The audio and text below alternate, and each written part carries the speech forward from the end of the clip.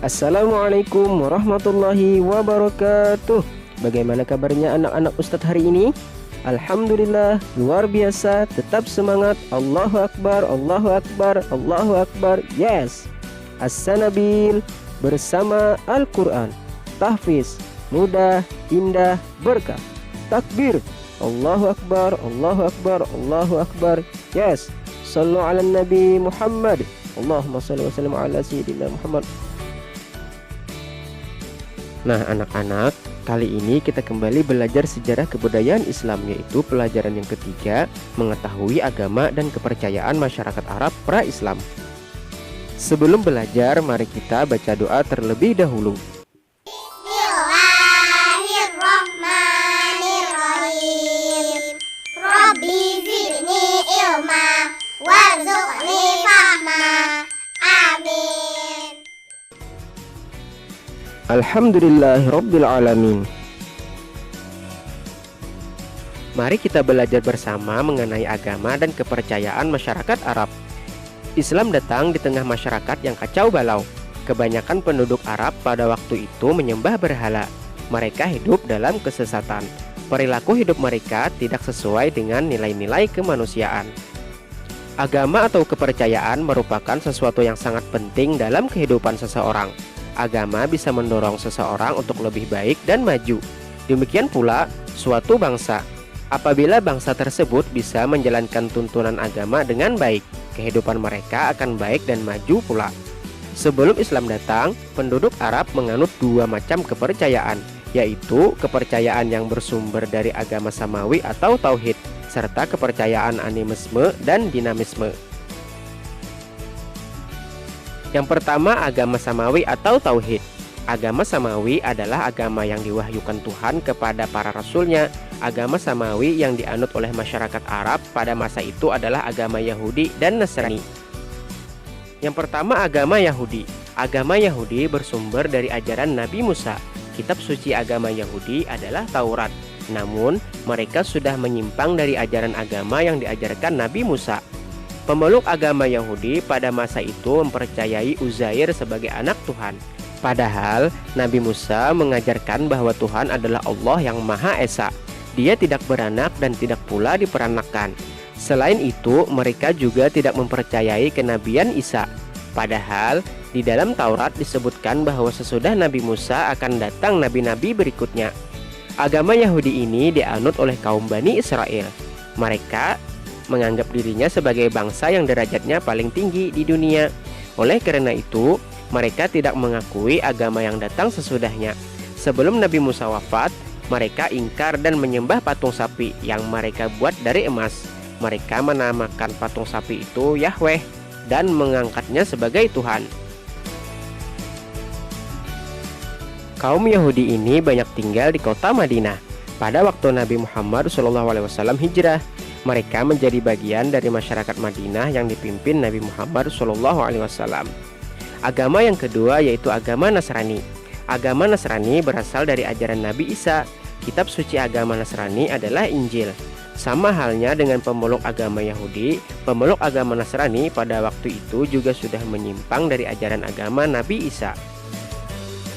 Setelah Nabi Isa diangkat oleh Allah Subhanahu wa Ta'ala, mereka meyakini bahwa Nabi Isa adalah anak Tuhan.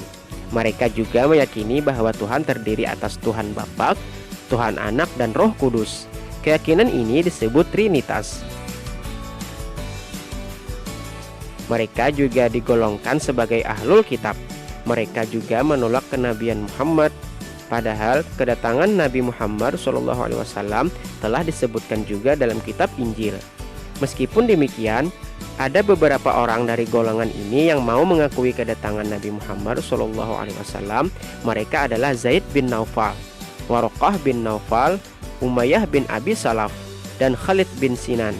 Orang-orang tersebut masih memegang teguh ajaran agama Nasrani sesuai dengan ajaran Nabi Isa. Kemudian animisme dan dinamisme.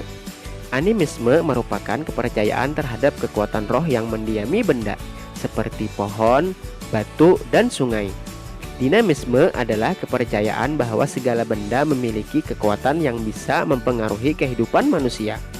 Kepercayaan ini menyembah berhala atau benda-benda yang dikeramatkan. Kepercayaan animisme dan dinamisme ini ada yang sudah berbentuk agama. Agama tersebut adalah agama Majusi atau Zoroaster. Yang pertama, agama Majusi atau Zoroaster. Agama Majusi adalah agama Persia kuno. Nama lainnya adalah Mazdaisme. Tuhannya disebut Ahura Mazda. Pada awalnya, agama Majusi mengajarkan penyembahan kepada banyak dewa. Pada tahun 660, lahirlah Zoroaster. Ia mendapat tugas dari Ahura Mazda untuk membersihkan agama tersebut dari pemujaan terhadap dewa-dewa. Ia juga mengajak masyarakat untuk berjuang menegakkan kebajikan dan menentang kejahatan. Oleh karena itu, agama Majusi disebut juga agama Zoroaster. Kitab suci agama Majusi adalah Avesta, yang berarti pengetahuan. Kitab ini dilengkapi dengan kitab Zen Avesta yang berarti penafsiran terhadap kitab Avesta. Ahura Mazda dilambangkan sebagai api yang memberikan cahaya dan menerangi. Penghormatan terhadap Ahura Mazda dilakukan dengan penghormatan di hadapan api suci. Kemudian yang kedua, penyembahan berhala. Penyembahan berhala dilakukan dengan berbagai cara oleh bangsa Arab berikut ini. Yang pertama, para penyembah berhala berjalan mengelilingi berhala atau patung. Ketika berkeliling sambil berdoa untuk meminta pertolongan, mereka berhenti apabila berhala tersebut telah memberi tanda bahwa permintaan mereka dikabulkan. Yang kedua, para penyembah berhala mempersembahkan hewan kurban di hadapan berhala. Kemudian mereka mengajukan permintaan sambil menyebut-nyebut nama berhala tersebut. Mereka meyakini bahwa permintaannya akan cepat terkabul apabila mereka menyembelih hewan kurban. Yang ketiga, para penyembah berhala mempersembahkan sesajen di hadapan berhala. Sesajen itu bisa berupa makanan, minuman, atau hasil panen. Sesajen itu ditujukan sebagai ucapan terima kasih kepada berhala karena memberikan keberhasilan dalam kehidupan.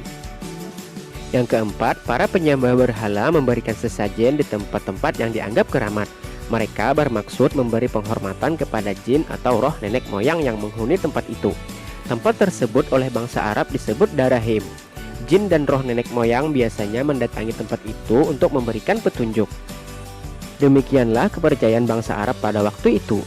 Mereka banyak yang terjerumus pada penyembahan berhala. Bahkan di sekitar Ka'bah terdapat 360 berhala. Ada beberapa berhala yang besar. Namanya adalah Latta, Uzza, Manat, dan Hubal. Hubal adalah berhala yang paling besar. Ia dianggap sebagai pemimpin para berhala. Yang ketiga, penyembahan malaikat. Sebagian bangsa Arab memuja malaikat. Mereka meyakini bahwa malaikat adalah anak perempuan Tuhan. Mereka beranggapan menyembah anak perempuan Tuhan sama seperti menyembah Allah. Mereka bersemedi dan memohon pertolongan kepada malaikat agar tujuannya tercapai. Yang keempat, penyembahan benda-benda langit. Sebagian bangsa Arab memuja atau menyembah benda-benda langit seperti bulan, bintang, dan matahari. Mereka meyakini bahwa benda-benda langit tersebut sebagai penampakan wujud Tuhan. Mereka beranggapan menyembah benda-benda langit sebagai penampakan Tuhan sama seperti menyembah Allah. Pada siang hari, mereka menyembah matahari, kemudian menyembah bulan dan bintang pada malam hari.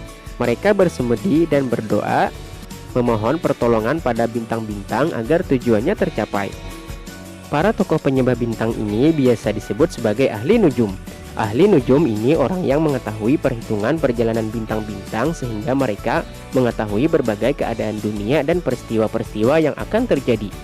Demikianlah kepercayaan bangsa Arab pada waktu itu. Mereka banyak yang terjerumus pada penyembahan berhala dan kepercayaan yang sangat tidak masuk akal. Alhamdulillahirrabbilalamin. Nah anak-anak, untuk pelajaran kali ini cukup sampai di sini dulu.